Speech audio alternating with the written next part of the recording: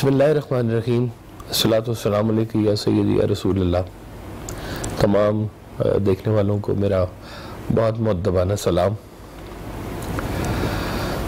दुनिया में सबसे जो आसान काम है ना जी, वो नसीहत करना है। हम बहुत फ्री फंड में लोगों को नसीहत करते हैं और दुनिया में सबसे मुश्किल काम है नसीहत पे अमल करना। ये जो शोबा है ना जी नसीहत वाला, ये बहुत पुराना कदीम है। कहते हैं कि अल्लाह रब्बे ज़ुल जलाल सबसे पहले वो खुद नासे है और उसकी जो नसीहत है वो एक हुक्म का दर्जा रखती है। उसने कहा कि ये फल ना खाना, उसने कहा कि ये काम ना करना, शैतान के साथ ना होना, इंसान को सजदा करना, ये सारे उसके अहकामात। और फिर जब ये दुनिया बनी तो इस दुनिया में गाहे गाहे फिर वो अजीम शख्सियात, अजीम नासे जो थे वो अल्लाह की तरफ से भेजे गए, जिन्होंने बड़े ऊंचे मकाम पे खड़े होके फिर बात की कि ज़मीन पर अकड़ कर मत चलना, अल्लाह की ज़मीन पे फसाद मत बचाना, भूखों को खाना खिलाना। ये फिर एक सिलसिला जो था फिर नसीहत का। और ये नासे लोग जो थे ये डिप्यूटेड लोग थे, अल्लाह की एड थी इनके पास और बड़ी हक बात कहने वाले ये लोग थे। और इसकी जो सबसे बड़ी डेफिनेशन है कि नासे की जो सबसे बड़ी डेफिनेशन ये है कि वो उसका जो है ना वो मुखलिस होना भी बहुत ज़रूरी है। मुखलिस होने का मतलब ये है कि वो आपसे जो है ना वो मुखलिस हो, इतना कि आप भी इतने अपने आप के साथ मुखलिस ना हो, इतना वो आपके साथ मुखलिस हो।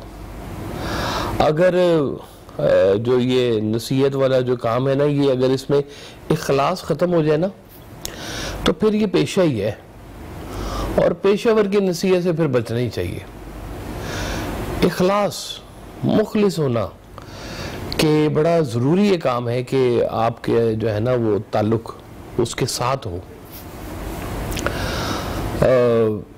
फिर लोगों ने मुखलिस जो थे लोग जो थे उन्होंने जब नसीहत की तो कुछ लोगों ने नसीहत सुनी और कुछ लोगों ने नहीं सुनी नसीहत। मुझे याद है सरकार हज़रत वासिफ़ अली वासिफ़ फरमाते थे कि कुछ लोग होते हैं जो बात सुनते हैं और उस पर अमल करते हैं और उसको अपनी ज़िंदगी का हिस्सा बना लेते हैं। कुछ लोग होते हैं जो खुद ज़िंदगी से सीखते हैं, अपने तजर्बात से सीखते हैं और सीख लेते हैं और सीखने के बाद जो है वो फिर उनकी ज़िंदगी में वो बात शामिल हो जाती है। और कुछ लोग ऐसे बदनसीब लोग हैं कि जो कहते हैं कि गोडे गिट्टे तुड़वाने के बाद भी नहीं समझते। उनके जो कान है ना वो बंद हो जाते हैं, ऐसे जैसे उनके कानों में ना कोई सीसा डाल देता है, या शायद उनके अंदर की जो अना है ना अपनी, वो इतनी ज़्यादा होती है कि वो अपने से बेहतर किसी को वो समझते ही नहीं है। वो नसीहत नहीं सुनना चाहते। वो जितने नासे आए, जितनी बातें हुई, वो तो कहते हैं कि शुक्र हुआ है ये जो दौर चल रहा है हमारा, इस दौर में ना रूमी है, ना राजी है, ना शराजी है, ना सादी है, ना इलामा इकबाल है। आजकल नसीहत करने वाला कोई रह नहीं गया, वो इखलास वाला बंदा। वो तो यहाँ तक कहते हैं कि अल्लाह तू अपने घर खुश, हम अपने घर खुश, तेरी कही भी बातें ठीक है लेकिन जो हम कर रहे हैं बस वो भी ठीक है। लेकिन ये फिर मामला अल्लाह का है। अल्लाह ने जब अपने मुंतखब शुदा जो लोग थे उनको जब नसीहत के ऊपर लगाया और वो जब वो बातें कहीं जो अल्लाह ने उनके ज़रिए कहलवाई, तो वो भी फिर एक हुक्म का दर्जा बन जाती हैं। और फिर उनसे इनकार करने वाले जो है वो एक बड़ी छोटी सी उनकी कायनात होती है, वो फिर ख़त्म हो जाती है सारी कहानी उनकी। इसलिए कि वो उस बड़ी नसीहत के साथ जो है वो मुंसलिक नहीं हुए, हम लोग जो है लोगों को नसीहत करते हैं ना, तो एक ताल्लुक के बगैर भी करते हैं। लोगों के घर चले जाए ना जी तो कहेंगे अच्छा इतने ना पीला पेंट करा लो, अच्छा जी मुफ्त मशवरे जिसको बोलते हैं ना, बिल्कुल किसी ने काम किया, अच्छा तुमने ये गाड़ी ले ली और तुमने वो गाड़ी क्यों नहीं ली। तो ये जो है ना छोटी छोटी बातें, ये हम ऐसे फ्री फंड में बगैर किसी वजह के, ये जो नसीहत वाला जो शोबा है ना जी, इसमें आपका दूसरे फर्द के साथ जो है एक ताल्लुक होना बहुत जरूरी है कि उसका नसीहत करने वाली की ज़ात के ऊपर थोड़ा एतमाद भी होना चाहिए। हम बड़े आराम से कह देते हैं, ये कोई मांगने आते कहते हैं वो अल्लाह देगा, भाई ऊपर इशारा करके अल्लाह देगा, और जेब में अपने हाथ डाल के उससे ताल्लुक नहीं बनाते। जितनी हमारी अब देख लें कि तबलीगी जमात जो हमारी चल रही है, आपके भी घरों में आए होंगे, हमारे भी घरों में आते हैं जी, हमारा ये है जी, आप अल्लाह के नाम पे हमने जी असर के बाद रखा है प्रोग्राम। मेरे ख्याल में बहुत कम लोग होते हैं जो वो बात सुनने के लिए जाते हैं, इसलिए कि उनके साथ उनका कोई ताल्लुक या कोई एतमाद का रास्ता बहाल नहीं हुआ था। कई लोग जो है वो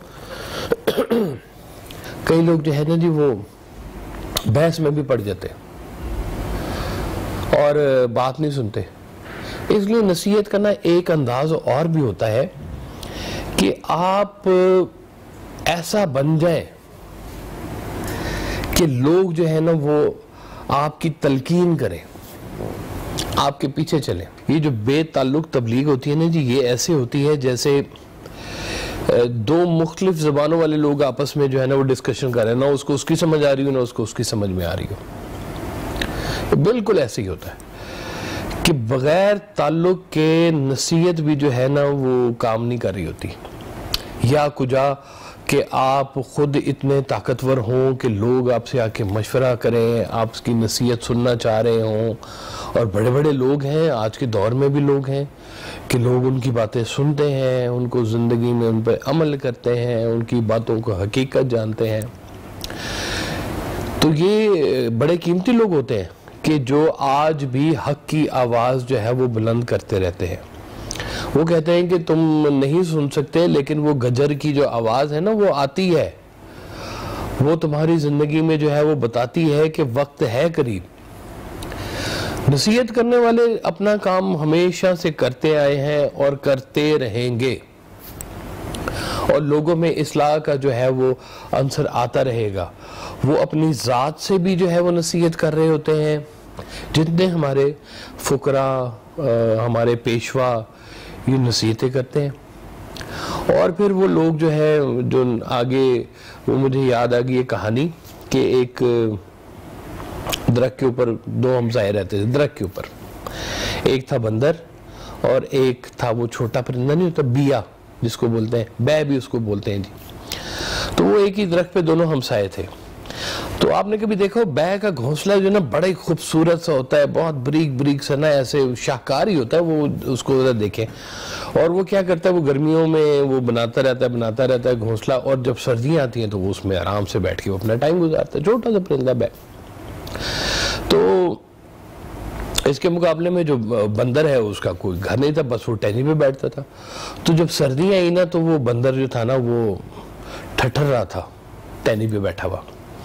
तो बै को पता नहीं क्या सूझी, तो बै ने जनाब उसको कहा कि सारा साल तुम जो है ना फारिग बैठे रहते हो, तुम्हें कहा भी था कि अपने लिए कोई घर बनाया करो, देखो मैं कितने आराम से अपने घर में रह रहा हूँ और तुम सर्दी से ठिठर रहे हो, और क्या तुम्हारा हाल हुआ पड़ा हुआ है। तो वो बंदर ने कहा कि वो छोटे से परिंदे, तुम मुझे समझाता है कि मैंने क्या करना है और क्या नहीं करना, बनाता हूँ तेरा भी घर हो, अपना भी सब्र कर।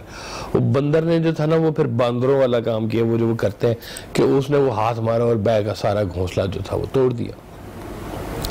तो नसीहत सुनने का जो है ना जी वो है भी नहीं, कोई बै ने कोई गलत बात तो नहीं की, शायद सही बात की होगी, लेकिन बगैर ताल्लुक के की।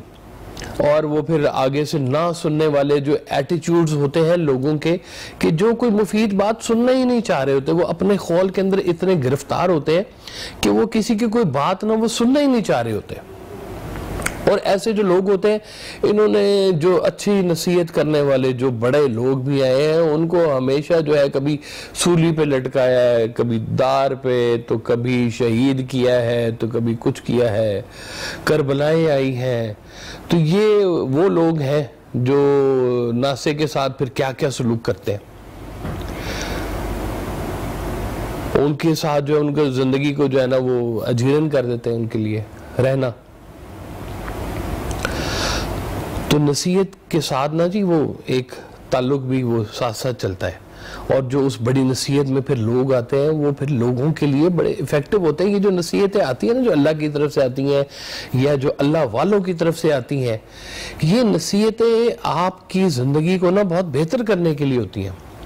अपने कान खुले रखें, अपने हवास जो है ना वो सामने रखें, और फिर यही लोग होते हैं कि जो बाद में फिर शिकायत कर रहे होते हैं कि ओहो तुमने हमें उस वक्त बताया क्यों नहीं, तुम हमें लाठी मार देते, उस वक्त हमें समझा देते। तो अगर उस वक्त हमने अभी मिसालें हम लोग अपनी ज़िंदगी में भी देखते रहते हैं कि वो उस वक्त समझाया था कि ये ना काम करो, ये ऐसे ना चलो, ये आगे गड़ा है, कुआं है, क्योंकि वो मैंने देख रहा हूँ कि तुम जा रहे हो और तुम कुएं में गिरोगे। और वो जब वो गिर गया तो उसने बाद में कहा तुमने मुझे बताया क्यों, सही तरह क्यों नहीं तुमने मुझे बताया। तो वो बात को ना उस मौके के ऊपर वो सुनना ही नहीं चाह रहे होते।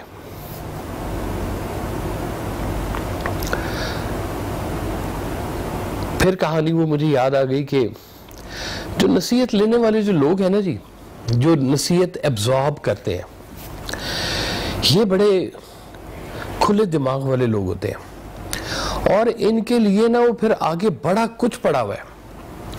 पहले तो देखें लाइब्रेरियां भरी पड़ी हुई है। खाली लाइब्रेरी ज़रूरी नहीं है, खाली अकेली लाइब्रेरी पूरा काम नहीं कर रही होती। लाइब्रेरी आपको एक दौरा दे रही होती है माजी का कि कितने कारून, फिरौन, नमरूद इस दुनिया में आए और अपनी मर्जियां करते रहे, और देखो आज किस अंजाम के ऊपर पहुंच गए हैं, और उनके हालात क्या हुए थे, कैसी ज़िंदगी उन्होंने गुजारी थी। तो लेकिन जो फिर लोग जो सबक सीखते हैं वो फिर जिंदगी की हर चीज से सबक सीख रहे होते हैं। उनके लिए पानी भी एक नसीहत है। एक दफा मुझे याद है सरकार वासिफ साहब फरमाया करते थे कि देखो पानी की तरह बन जाओ, रास्ता लेना शुरू कर दो। पानी झगड़ता नहीं है, पानी रास्ता लेता है। तंग जगह होगी, तंग जगह से गुजर जाएगा, जब मौका मिलेगा तो दरिया बन जाओगे, फिर खुला एरिया मिल जाएगा। तो पानी भी एक नसीहत है, पहाड़ एक नसीहत है। पहाड़ की उलुल अज़मी, पहाड़ की इस्तकामत, पहाड़ का वजूद, पूरी की पूरी इसके अंदर एक नसीहत मौजूद है। समंदर बजाते खुद राजों का जो एक बहुत बड़ा सरचश्मा है, उसकी गहराई है, उसके वाक़यात हैं, उसमें सीप है, उसमें मोती है, उसकी ऊपर की सतह की और नसीहत है, उसकी अंदर की कहानी और है। तो यानी कि नसीहत लेने वाले के लिए ना हर चीज़ फितरत की जो है वो, ये जो फल पौधे होते हैं ना जी, कहते हैं ये भी नसीहत करते हैं, इनसे भी बातें किया करें, ये भी नसीहत करते हैं, इनके साथ भी कहानियां जुड़ी हुई हैं। तो नसीहत लेने वाले जो लोग हैं वो फिर हर चीज़ से नसीहत ले रहे होते हैं। कब्रिस्तान से नसीहत ले लेते हैं। वो किसका शेर है, गालिबन बहादुर शाह जफर का है मेरा ख्याल है, कि हम किताबों में पढ़ते रहे हैं कि कल पाँव एक कासाए सर पर जो जा पड़ा, यकसर वो इस्तखान शिकस्ता से चूर था, कहने लगा कि देख के चल रहा बेखबर, मैं भी कभू किसी का सरे पुरगुरूर था। उन्होंने वहां से नसीहत ली। फिर वो मुझे याद आ गया कि अब बाबा साहब हजरत बाबा फरीद गंज शकर अल्लाह रहमत जो थे, उन्होंने एक वाक़या लिखा हुआ है। कहते हैं कि वो ना एक जगह से गुजर रहे थे, तो उन्होंने एक मंजर देखा कि एक औरत, अमीरजादी औरत अपनी नौकरानी को मार रही थी, बल्कि वो अपनी मशाता को मार रही थी। मशाता कहते थे वो उस दौर की जो होती है ना, वो जैसे आजकल के दौर की ब्यूटी पार्लर है, तो वो जो बड़ी अमीर जो खवातीन होती थी वो उनकी ब्यूटी पार्लर हुआ करती थी, उसको कहते थे मशाता। पुराना एक शेर भी मुझे याद आ गया कि आराइश जमाल को मशाता चाहिए, बेबाग़बां रह नहीं सकता चमन दुरुस्त। तो वो अपनी मशाता को मार रही थी और रीज़न क्या थी कि वो मशाता ने जब उसकी आंख में वो काजल लगा रही थी ना, तो वो काजल जो था ना उसमें कहीं वो रिड़क आ गई, रेत का जरा। तो रिड़क जब आई तो वो उसको चुभन महसूस हुई, तो उसने पकड़ के अपनी ना नौकरानी को मारना शुरू कर दिया। तो बाबा साहब ने ये मंजर देखा तो वो चले गए। बड़ी मुद्दत बाद सफ़र उनके बहुत लंबे लंबे कई लंबे दूर के सालों के सफ़र थे उनके। तो कहते हैं कि वो गुजरे थे पे एक बस्ती से बड़े सालों के बाद, तो उन्होंने एक बड़ा अजीब सा मंजर देखा। उन्होंने मंजर देखा कि वो एक इंसानी खोपड़ी पड़ी हुई है एक कब्रिस्तान में, और इंसानी खोपड़ी की जो वो आंखें थी ना उसमें चिड़िया के बच्चे बैठे हुए, और चिड़िया आई है और चिड़िया ने आके जो है ना वो बच्चों को उस आंखों में से जो था ना वो खाना खिलाया। बाबा साहब बड़े इस मंजर को देख के हैरान हुए। फिर उन्होंने मुराकबा किया कि देखो तो ये खोपड़ी है किसकी। जब उन्होंने मुराकबा किया तो उन्हें पता चला कि वो ये खोपड़ी तो वो उसी औरत की है, वो जिस औरत की आंख में वो मशाता ने वो काजल लगाया था, और वो काजल की रिड़क उसको इतनी बुरी लग रही थी कि उसने उस मशाता को मारना शुरू कर दिया था। तो ये तो उसी औरत की खोपड़ी है। तो आज किस हाल में है। वहां पे फिर उन्होंने ना एक वो दोहा कहा। आपने कहा कि वो जिन लुई जग मोया ओ लुई में डिठ। लुई कहते हैं आंखों को, कि जिन लुई जग मोया, जग को जिन्होंने मोया था अपने हिसार में लिया था, जिन लुई जग मोया ओ लुई में डिठ, कजरा रेख न सेंदिया से पंछी सुए बिठ। कि जिन आंखों ने वो जग को मोया था, आज उनकी वो उस आंखों में परिंदे जो हैं वो पंछी है वो खाना खा रहे हैं, अपना बच्चे पल रहे हैं उसके बीच में। तो वो नसीहत लेने वाले तो फिर जगह जगह से नसीहत लेते हैं, नसीहत लेते भी हैं, नसीहत देते भी हैं। कायनात की हर चीज़ उनको नसीहत दे रही होती है। अपनी आंखें खुली रखें, ऑब्जर्वेशन को रखें। ज़िंदगी के सफ़र में नसीहतें बहुत काम आती हैं।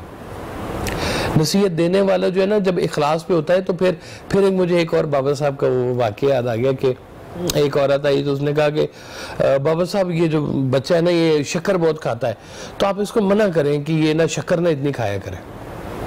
आपने कहा अच्छा इसको ना कल लेके आना।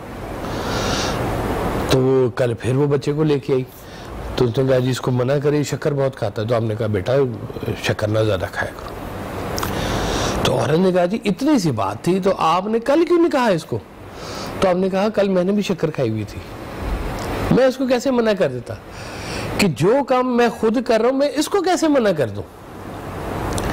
ये होते हैं इखलास वाले लोग, बड़े लोग होते हैं कि जो अपनी ज़िंदगी में वो बातें जो है नहीं करते, जो बातें वो खुद नहीं कर रहे होते, उनका आगे प्रचार भी नहीं करते, उनकी तबलीग भी नहीं करते।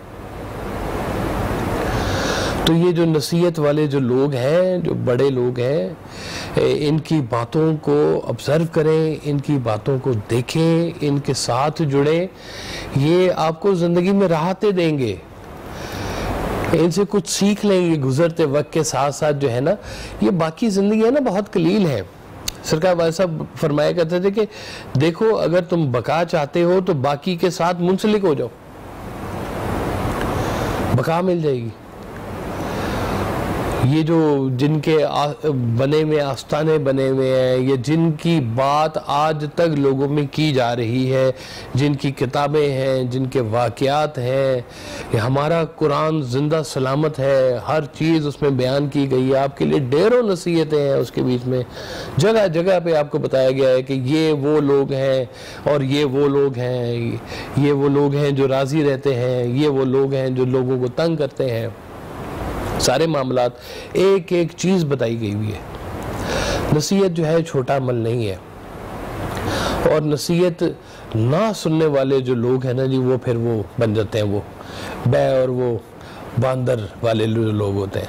जो नसीहत नहीं सुनते हैं और नसीहत करने वालों को फिर उनके साथ ये सलूक करते हैं।